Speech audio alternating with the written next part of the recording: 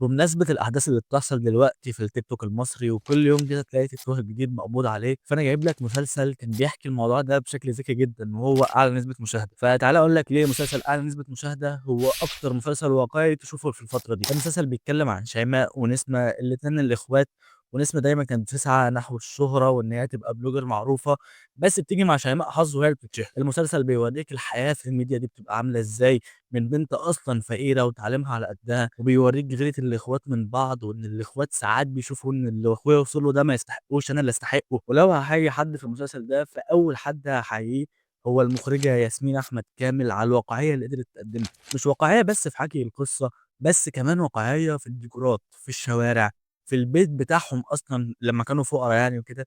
عاملة حاجات واقعية جدًا، وشكل الشخصيات واقعي، بالذات انتصار ومحمد محمود، شكلهم واقعي جدًا. والمواضيع اللي اتكلموا عنها في المسلسل هي مواضيع حقيقية شُفناها، والمسلسل ده 95% منه أصلًا متاخد من حاجات إحنا شُفناها قبل كده. مش قصدي أعمال مقتبسة، لأ، حاجات وظواهر حصلت في السوشيال ميديا إحنا شُفناها قبل كده.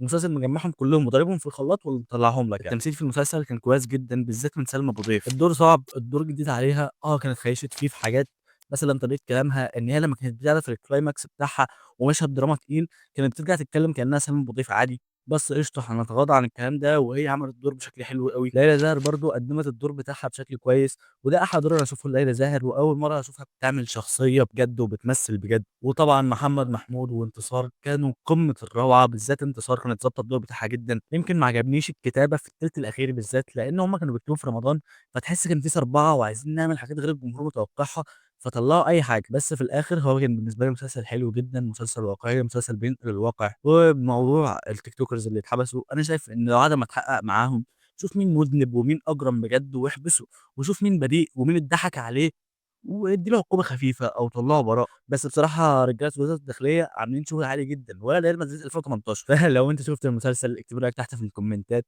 واعمل لي لايك وfollow وshare، واحكِ لي مسلسلات تانية نتكلم عنها، وبس كده.